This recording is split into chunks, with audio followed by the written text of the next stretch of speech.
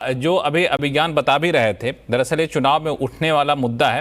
हालांकि मामला बहुत संजीदा है, लोगों की जान से, लोगों के सेहत से जुड़ा हुआ है, तो इस पे एक अलग डिबेट भी की जा सकती है। लेकिन चूंकि मामला चुनाव का है, चुनावी सरगर्मी में मुद्दा उठा है, और जिस हालात पे अरविंद केजरीवाल ने इस मुद्दे में उठाया, आपको लगता है इससे जो पॉलिटिक्स हो रही थी अब तक यमुना की गंदगी को लेकर के, उस पे अब भारी पड़ रहे हैं अरविंद केजरीवाल, या फिर कहें अरविंद केजरीवाल के जाल में भाजपा फंस गई है? देखिए लक्ष्मण जी, अभी अगर आप इस विषय को देखें, जिस तरीके से बयान दिया गया कि यमुना के पानी में हरियाणा सरकार जहर मिला रही है, अब सवाल है कि देखिए नहीं, बात उस बयान से आगे बढ़ गई है। बात तो यहाँ तक आ गई कि वो जहर मिलाया जा रहा, तो 3 दिन पहले का बयान है। अब चुनाव आयोग उल्टा चढ़ बैठा इन अरविंद केजरीवाल के ऊपर। निश्चित, अब इसको देखिए, यहाँ पे ये मुद्दा नहीं है कौन जीतेगा कौन हारेगा। अब जिस इस फ्रेमिंग को देखिए, किस तरीके से फ्रेम, बात उठी यमुना के प्रदूषण से और वो सबको दिख रहा है। जहां तक राज्यों के बीच में ब्लेम गेम वाली बात है, आप जानते हैं कि पंजाब हरियाणा में सतलज यमुना कैनल को लेके है झगड़ा, तो वहां पे पानी की बात होती है। कावेरी को लेके वो कर्नाटक और तमिलनाडु के बीच में, लेकिन अभी तक किसी ने इस स्तर तक ऐसा कोई बयान नहीं दिया कि इसमें जहर मिलाया जा रहा है। अब देखिए, ये वही बात हो गई कि एरोप्लेन में या ट्रेन में बॉम्ब रखा हुआ है, एक होक्स कॉल और पैनिक क्रिएट करने जैसी बात है। इस पहली तो एक बात रही। दूसरी, निश्चित तौर पे ये एक ऐसा है कि एक ऐसा बयान है जो जिसकी पोटेंशियल ये है कि आप एक पैनिक क्रिएट कर रहे हैं, तो स्वाभाविक तौर पे आपसे ये सवाल पूछा जाएगा कि कोई एक साधारण एक पॉलिटिकल एक्यूजेशन नहीं है, एक ऐसा एक्यूजेशन है जिसमें कि बहुत बड़ा एक पैनिक और डिसऑर्डर क्रिएट हो सकता है। अब आप देखें कि इसका व्यापक संदर्भ क्या है। अगर आप दिल्ली में जाओ, मैं फिर कह रहा हूं कि इसका चुनावी परिणाम क्या होगा उसको अलग रख के देखें, आप देखेंगे कि आज की तारीख में सरकार और एमसीडी दोनों आम आदमी पार्टी के पास, लेकिन आप दिल्ली की सड़कों की हालत देख लें, आप अनऑथराइज्ड कॉलोनी में, रिसेटलमेंट कैंप्स में, स्लम एरिया में, झुग्गी झोपड़ी में, कहीं भी चले जाएं, ओपन सीवेज, गार्बेज, टूटी सड़कें, तमाम वो चीजें हैं जो दिखाती हैं कि जो ये सिविक और बेसिक रोजमर्रे की जिंदगी की जो इश्यूज हैं उसमें सरकार जो है बिल्कुल विफल रही है। और ये चीज आम आदमी पार्टी के जो वोटर हैं, जो इस बार भी वोट दे रहे हैं, वो भी इस चीज को पॉइंट आउट कर रहे हैं। अब वोट देना एक बहुत सारे फैक्टर्स को ध्यान में रख के होता है, तो निश्चित तौर पे देखिए कि मैं मानता हूं कि जो यमुना की गंदगी का मुद्दा हो, सफाई का मुद्दा हो, टूटी सड़कों का मुद्दा, मतलब जो सिविक इश्यूज पे सरकार को, उस सरकार को जिसके पास अब एमसीडी भी है, जहां तक घेरने का मुद्दा हो, उसमें मुझे लगता है भाजपा और कांग्रेस दोनों असफल रही यहाँ पे। और केजरीवाल जो कर रहे हैं वो तो हम लोग कहते हैं रेड हेरिंग स्ट्रेटजी, कि आप सीधा जो आपकी कमी है उससे इंगेज ना करें, आप उसको हमेशा डिस्ट्रैक्ट करते रहें। अब सवाल गंदगी की उठती है, आप उस पानी में जहर मिलाने की नहीं, बात तो वही मैं आपसे पूछ रहा था, डिस्ट्रैक्ट करने में क्या अरविंद केजरीवाल कामयाब हो गए? नहीं, देखिए, मुझे लगता है कि लक्ष्मण जी, पहले भी हमने कहा है, और अभी कल हमारी टीम ने जो दिल्ली में एक ग्राउंड स्टडी कंप्लीट किया है, उसमें हम देख रहे हैं कि दिल्ली में किसको किस मुद्दे पे और किस धारणा को ज्यादा तरजीह देना है, तो दिल्ली एक क्लास वॉर की तरफ। पहली बार कोई भी कम्युनिस्ट पार्टी और लेफ्ट नेता भी आज तक इतना क्लास डिवाइड कहीं इंडिया में नहीं कर पाए जितना इस बार आपको दिल्ली में दिखेगा।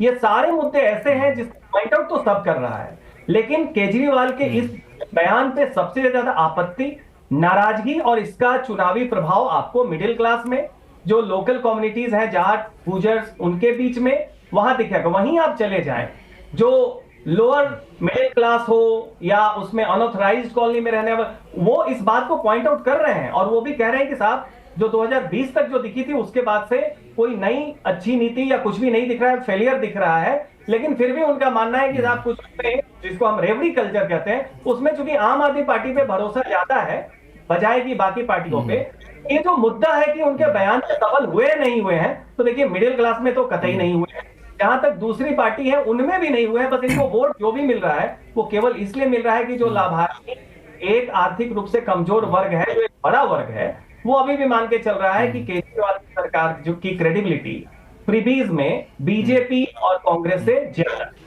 जी, अच्छा, बीजेपी और कांग्रेस से ज़्यादा है फ्रीबीज में आम आदमी पार्टी क्रेडिबिलिटी। एक बड़ी बात आपने बताई निवान शर्मा, दो चीज़ें कि पिछले दिनों चुनाव के दौरान चर्चा ये भी उठ रही थी कि दिल्ली जल बोर्ड की हालत बहुत ख़राब है, वहाँ पे कुप्रबंधन है, यमुना में गंदगी काफ़ी ज़्यादा है। अरविंद केजरीवाल के भ्रष्टाचार के आरोपों पे मामला चल रहा था, वो भी लग रहा था अरविंद केजरीवाल थोड़े से वहाँ पे डिफेंसिव होते जा रहे हैं। अब उसको भी उस नज़रिए से भी पूरे मामले को देखा जा रहा है कि शायद इन सब चीज़ों से डिस्ट्रैक्ट करने के लिए अरविंद केजरीवाल ने जहर वाला बयान दिया, क्योंकि पूरा बहस आप देख रहे हैं अब इसी के पास आ गया। तो मेरा सवाल क्या है, क्या ये रणनीति थी? और दूसरा, जिस तरीके से आप लोगों ने शुरू किया था, जिसको फ्रीबीज कह लें या फिर लोक कल्याणकारी योजना कह लें, उन सब का जो माइलेज मिलना था वो चर्चा में दबता जा रहा है। देखिए, मैं आपको बहुत छोटे में एक्सप्लेन कर देता हूँ। ये अरविंद केजरीवाल जी के छोटे में करेंगे तो बड़ा अच्छा रहेगा।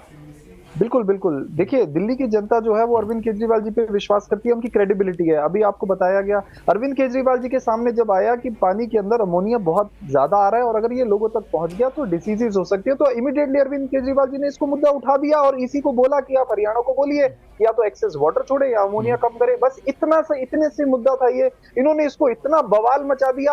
आज अरविंद केजरीवाल जी ने शोर मचाया तो थोड़ा सा फैक्चुअली करेक्ट कर लूं निवान जी। उन्होंने ये नहीं कहा था कि अमोनिया का लेवल बढ़ गया, उन्होंने ये कहा था कि जहर मिला दिया गया है।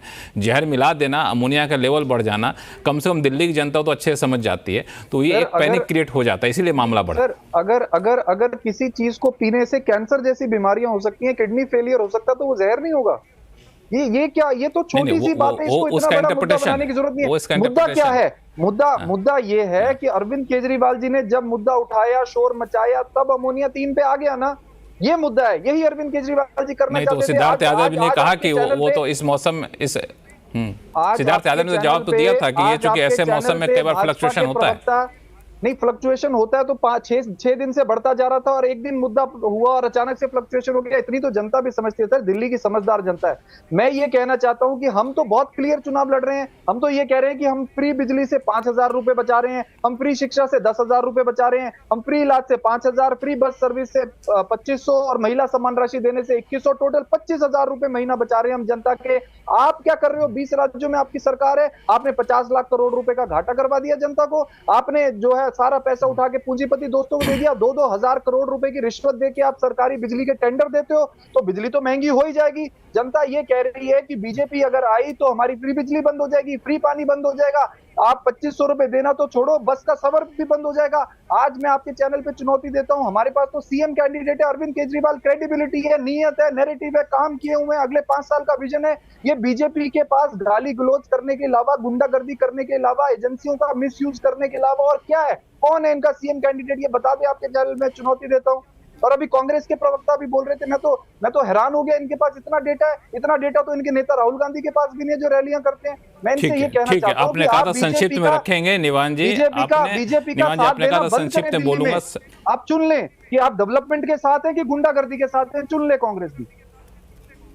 हालांकि एक चीज़ मैं फैक्चुअली करेक्ट कर दूं आपको फिर से निवान जी, जो आप ये कह रहे हैं कि अचानक से 7 समथिंग हो गया अमोनिया का लेवल, तो मैं भी डेटा देख रहा था तो 31 दिसंबर को इससे ज़्यादा था, 1 जनवरी को इससे ज़्यादा था। ये अलग बात है कि एक खास मौके पर अरविंद केजरीवाल ने इस मुद्दे को उठाया। सिद्धार्थ यादव कुछ बोलना चाहते हैं? सिद्धार्थ 10 सेकंड रुक जाइए। हाँ ठीक है, 10 सेकंड बोल लीजिए, फिर सिद्धार्थ जी जवाब देंगे। आपने जो फैक्ट दिया वो एब्सोल्युटली, आपने जो दिल्ली जल बोर्ड की रिपोर्ट को कोट किया, हमने, आप चेक कर लीजिए। इसके बाद भी लेटर लिखा हरियाणा को। रेगुलरली हमारी सीएम हरियाणा के सीएम को फोन कर रही है। पहले वो 3-3 बार फोन पे आ जाते थे, अब उन्होंने फोन उठाना बंद कर दिया जब हमने उठाया ये मुद्दा। हम रेगुलरली इसके ऊपर कर रहे हैं काम सर। सिद्धार्थ जी, ये तो गलत बात है, फोन तो उठा लेना चाहिए। सिद्धार्थ जी ठीक है, निवान 1 मिनट, सिद्धार्थ जवाब देंगे। हाँ देखिए, मैं 2-3 बातों का जवाब देना चाहता हूं। पहले फोन का ही दे देता हूं। जब कुछ नहीं घटता दुनिया में, तब भी आम आदमी पार्टी के नेताओं को पता लग जाता है।